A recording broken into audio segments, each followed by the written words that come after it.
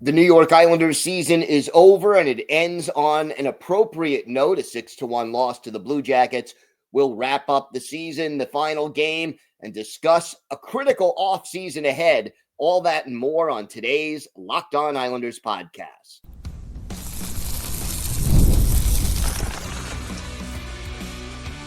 Your Locked On Islanders, your daily podcast on the New York Islanders. Part of the Locked On Podcast Network, your team every day. Welcome, everybody, to the Friday edition of the Locked On Islanders podcast, part of the Locked On Podcast Network, your team every day. I want to thank everyone who makes Locked On Islanders your first listen every day. Don't forget to subscribe on YouTube or wherever you listen to podcasts so you get new episodes as soon as they drop. Today's episode is brought to you by Game Time. Download the Game Time app, create an account, and use code LOCKEDONNHL for $20 off your first purchase.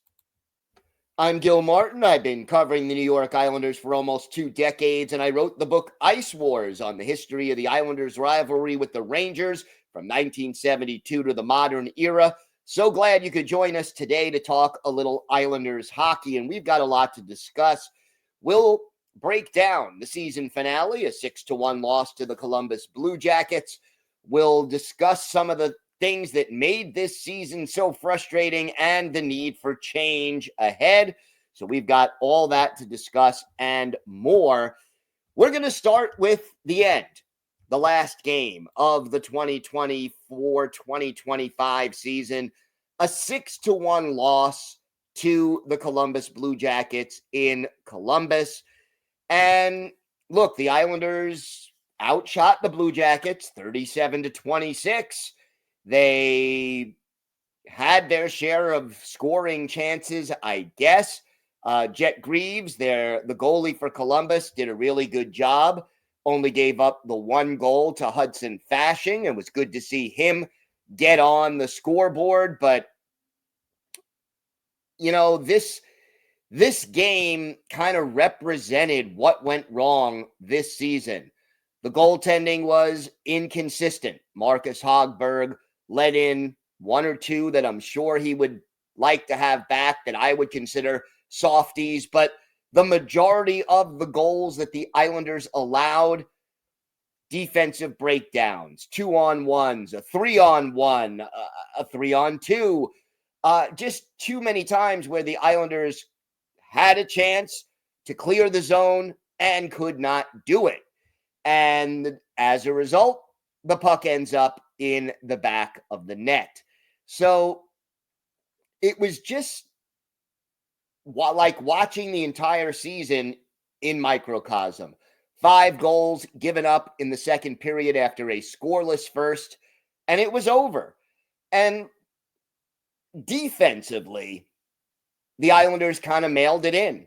And it was, especially in the second period, reminiscent of the game where they gave up 9 goals last week to the New York Rangers. Because, look, offense is the fun part, and I'll put that in air quotes. Offense is the fun part of playing hockey. You get to score a goal. It's glamorous. It's exciting. You get a lot of attention if you score 30, 40 goals a year. Defense is the part of being a professional hockey player that would be described more accurately as work. You need to sacrifice your body, to hustle back. Very few people get remembered because they back-checked, okay? It is something that coaches appreciate, scouts appreciate, teammates appreciate, goalies certainly appreciate. But you're not making headlines, and you're not making, you're not getting a big article written about you in the hockey news because you back-checked and you picked up your man. It's just not the glamorous part of the game. It requires sacrifice. It requires effort. And we didn't see it from the New York Islanders much in this game.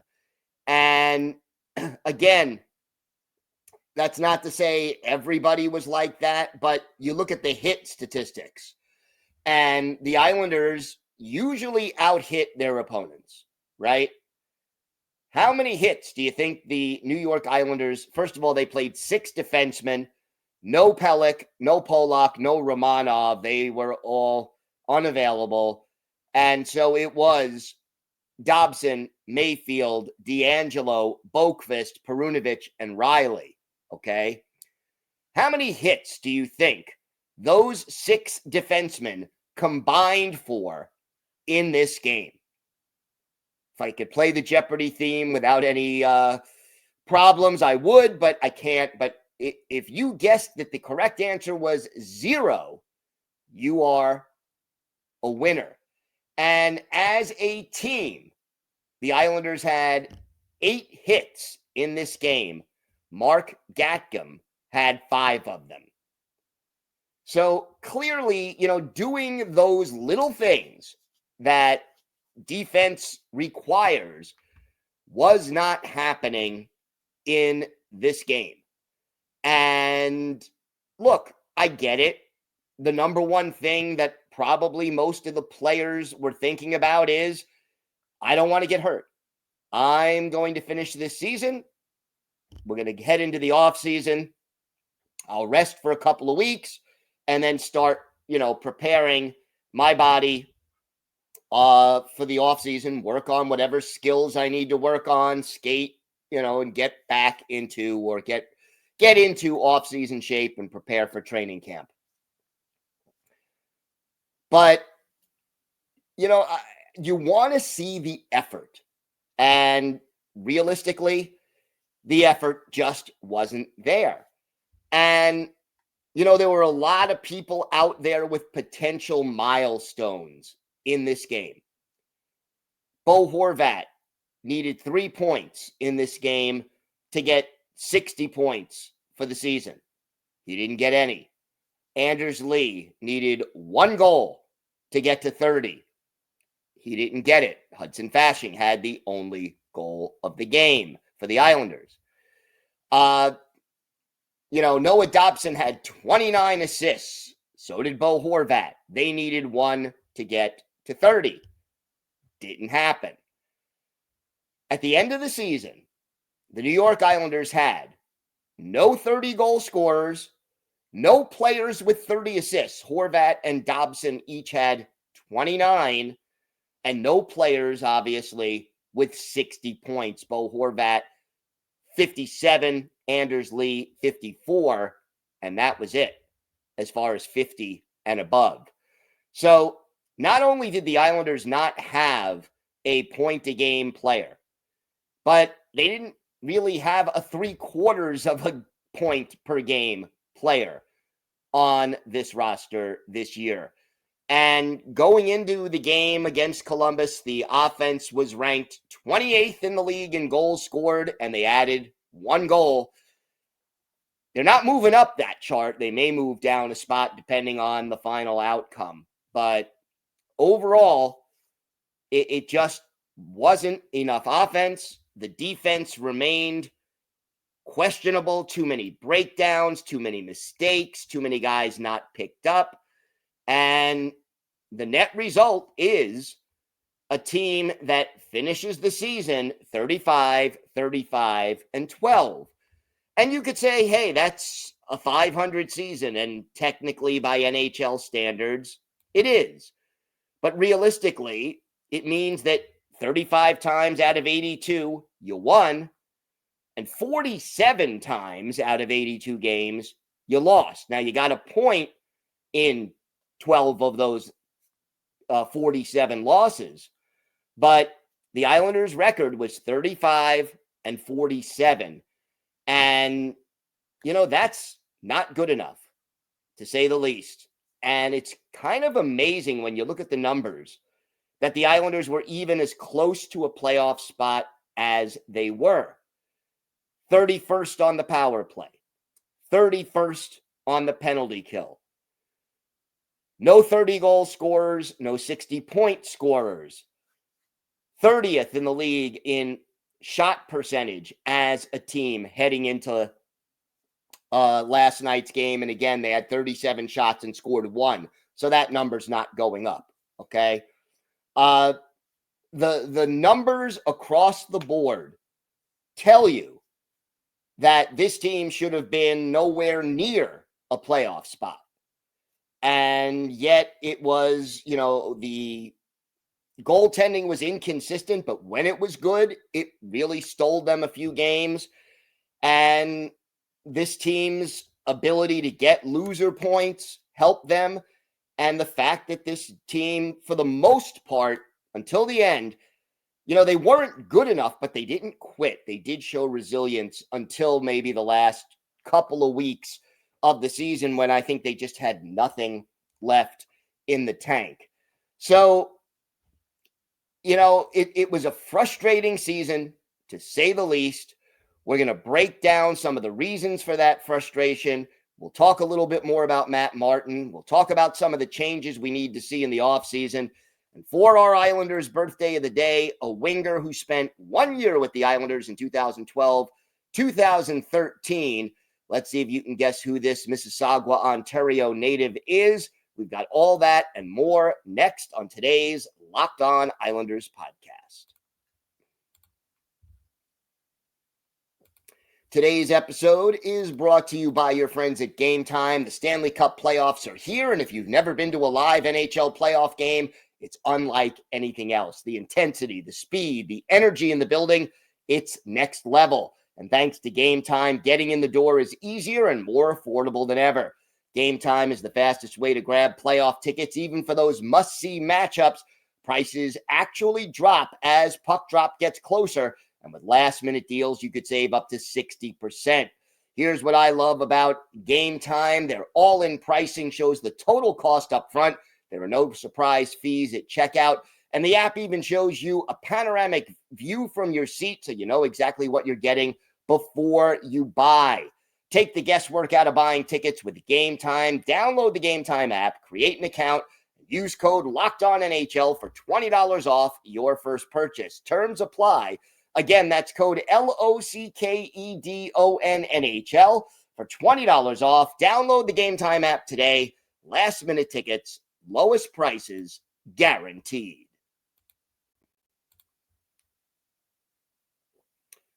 So this was most likely the final game of Matt Martin's career. And, if you saw the pregame interview he did with Shannon Hogan, and if you saw the way both the Capitals and the Blue Jackets saluted him spontaneously after the game, with almost every player from the opposing team coming over to congratulate and salute Matt Martin and give him a hug and a pat on the back. Very touching. And Matt was clearly emotional before the last home game earlier this week on Tuesday.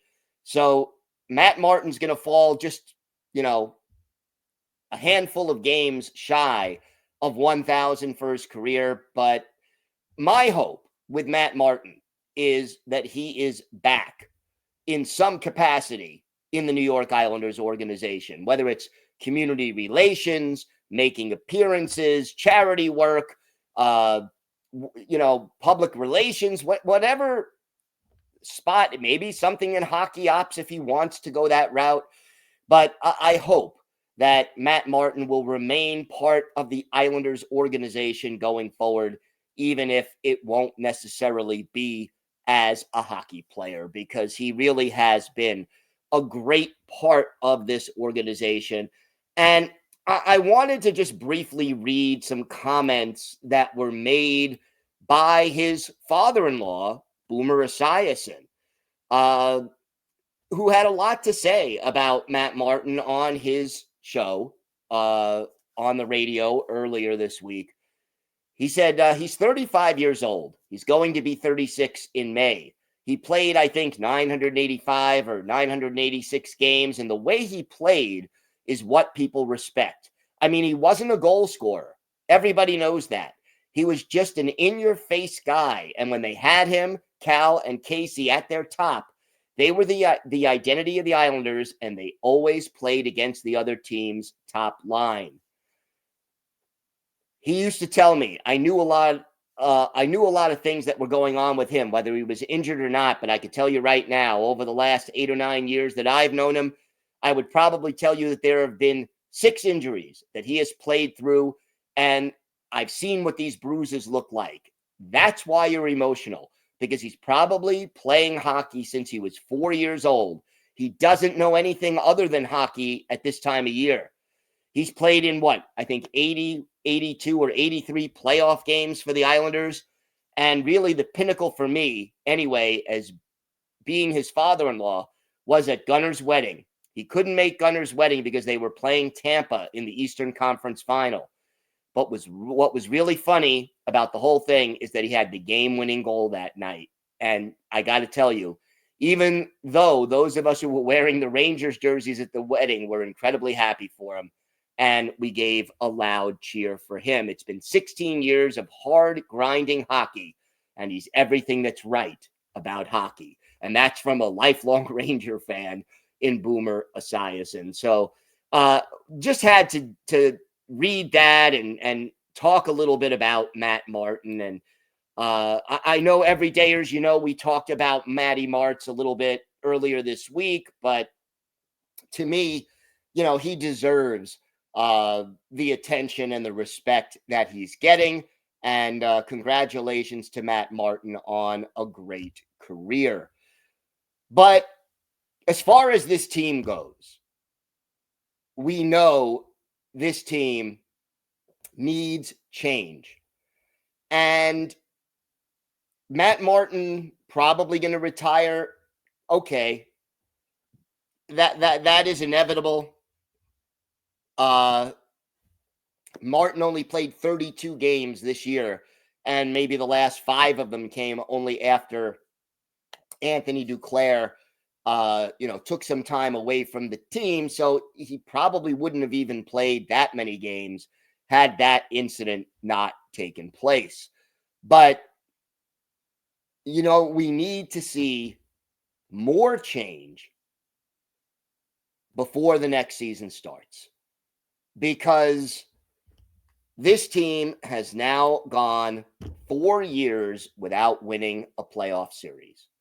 And while I give Lou Lamoriello a lot of credit for hiring Barry Trotz and for making the moves that got this hockey team to back-to-back conference finals in 2020 and 2021, the moves that he hasn't made since then, and the way he's handled the cap situation and the roster building method that he's used, and his use of no trade clauses and other tools that have kind of hurt this team, the trading away of 4 straight first-round draft choices, it just has created a problem for this franchise that this offseason is going to be a golden opportunity to speed up the retool. And I'm not saying that what the Washington Capitals did last offseason is an easily repeatable model, because it's not. They sort of caught lightning in a bottle. But that is the approach that the Islanders need to take at a minimum. Because unlike, the Capitals have a superstar in Alex Ovechkin. And even though he's certainly not the player he was 10 years ago, he's still a star. The Islanders don't have any elite players on this roster, with the possible exception of Ilya Sorokin. There are a lot of decisions that need to be made, but I could tell you right now, you can't just bring back the same core and hope for a different result. The definition of insanity is doing the same thing over and over and expecting a different result. And I know Lou Lamoriello is not insane, okay? He's in the Hockey Hall of Fame for a reason. But his method of roster building has not worked for this team. And if you go back since 2021, this team has not gotten better. They are getting worse. And you've got a lot of guys over 30, a lot of guys with no trade clauses or modified no trade clauses. You get the feeling, even at the trade deadline this year, when it was a seller's market like we haven't seen in quite some time because of supply and demand, Lou Lamoriello wanted to re-sign both Brock Nelson and Kyle Palmieri. He ended up trading Nelson because Nelson said, I'm not coming back. I want to test the market. He didn't trade Kyle Palmieri. There were other players on this roster that he could have traded, and Lou said, I can get better value for them down the line. Well, okay. If Lou Lamoriello stays, and I don't believe he should, but if he does, he better be getting better value for players who he didn't trade at the trade deadline this year, last year at the draft, at the trade deadline last year. You can go back a couple of years with various opportunities. The rumors are out there. He had an offer for a first-round pick for J.G. Pageau. Can he get that again if he trades Pageau this offseason or at the draft? I don't know. Each year he gets older, the value gets less. So let's see, what happens. But we need to see change. I think we need to see a change at the general manager spot. The general manager may bring in his own coach if there's a new GM. We'll see about that. But bottom line, change must come this offseason, and hopefully we will see it. We've got more to get to on today's show. We'll talk a little bit more about potential changes, and we'll talk about the Islanders' draft lottery chances. And that is a very important thing. We now know where they finished in the regular season standings. We'll talk about that. We'll have our Islanders birthday of the day. All that coming up on today's Locked On Islanders podcast. Today's episode is brought to you by Amazon Fire TV. Did you know your Fire TV is also an Xbox? Turn any TV into your gaming and entertainment hub with Fire TV Stick 4K devices. No console required. Just grab your paired controller, subscribe, or sign in to Xbox Game Pass Ultimate with EA Play included, and you're ready to play. Dive into thousands of premium titles from EA Sports College Football 25 to Call of Duty Black Ops 6 and Avowed as easily as you stream your favorite shows. It's gaming made simple, and it's all on your Fire TV. And with 4K streaming, you can watch more than 1.5 million movies and TV episodes from your favorite subscribed services like Netflix, Prime Video, Disney Plus, Max, and more. Plus, high-quality Xbox games at a fraction of the cost of a console. Already have a console? A Fire Stick TV 4K device is more affordable and easier to travel with, allowing you to take you or your kids' games wherever you plug in. Head to Amazon.com/Fire TV Locked On to get started. Xbox Game Pass Ultimate subscription and compatible controller required. Available on select devices, including Fire TV Stick 4K second generation, Fire TV Stick 4K Max first and second gen, and Fire TV Cube third gen. Check it out. Amazon Fire TV.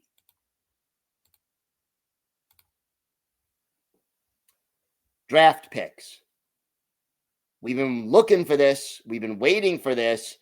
Since the Islanders were mathematically eliminated, we've been talking about the need for this.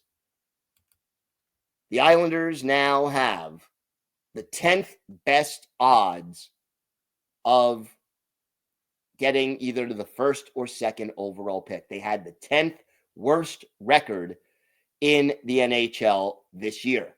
They have a 3.5% chance of being the first overall pick and a 3.7% chance of getting the second overall pick if they win the lottery. Now, obviously, there is a 73.3% chance that they stay in 10th, an 18.4% chance they move back to 11th, and a 0.9% chance that they fall to the 12th pick. They cannot be any further back than that. So we'll see if the Islanders can somehow nail that first overall pick or a very good pick. They haven't picked in the top 10 since 2014 when Michael Dalcole, who unfortunately did not pan out, was the 5th overall pick by the Islanders. The draft lottery will take place in a few weeks. It's either going to be May 5th or May 6th. The league has yet to announce the exact date, but that's where the Islanders stand as of right now. And it's not going to change until the draft lottery when we find out. So, those ping pong balls, maybe we can get a little bit of luck with those and maybe get a better pick in this year's draft. But as far as this season, it was a frustrating one. It was a difficult one. And there are a lot of guys that you have to consider what to do with. Do you buy out a Scott Mayfield or a Pierre Engvall? Do you look to trade guys with 1 year left on their contract, like Anders Lee, whose trade value will never be this high again, or J.G. Pajot? How do you handle the restricted free agents like Alexander Romanov, who had a great first half of the season and kind of faded down the stretch, or Noah Dobson, who scored 70 points last year and faded all the way to 39 points this year and was terrible in his own zone most of the season? Was Pierre Engvall's strong finish to the season good enough to keep him around another year? What happens with Kyle Palmieri? I don't want to offer him a long-term contract, a year, 2 years at most. Simon Holmstrom is an RFA. Maxim Siplikov, an RFA. How do you handle all of these moving pieces, and how do you clear up enough cap space to add that sniper that the Islanders have not had realistically, I would say since Ziggy Palffy, where you have a 30 or 40 goal guy who can just consistently put the puck in the net and everybody's worried about. It is going to be a critical offseason for the Islanders, and we'll have every moment of it covered right here on the Locked On Islanders podcast.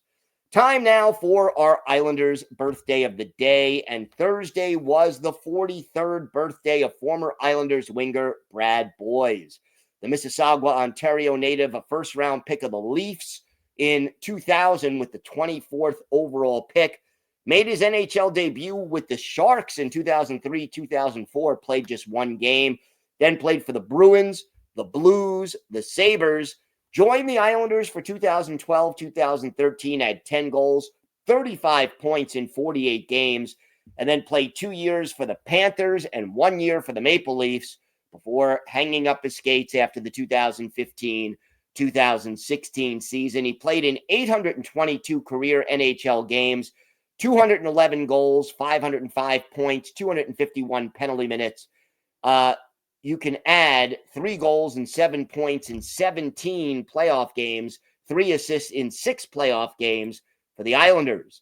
One of his better games as an Islander, or at least one of the more memorable games, January 31st, 2013, at The Rock, the Prudential Center, Islanders visiting the New Jersey Devils. Islanders going with Evgeny Nabokov in goal, Martin Brodeur, the netminder for New Jersey. And in the first period, on the power play, the Islanders go up 1-0 as our Islanders birthday of the day, Brad Boyes, sets up John Tavares, Franz Nielsen with the other assist that made it 1-0 Islanders. The Devils, Islanders go up 2-0. Devils tie it 2-2. It's 3-3 after 2 periods. And then the Islanders go up 4-3, but a minute and a half later, Adam Henrique ties it at 4. We head to overtime, and in overtime, Henrik Talinder is called for cross-checking, and on that ensuing power play, Brad Boyes, just 14 seconds into the power play, scores the overtime game winner. Franz Nielsen and John Tavares, the assists.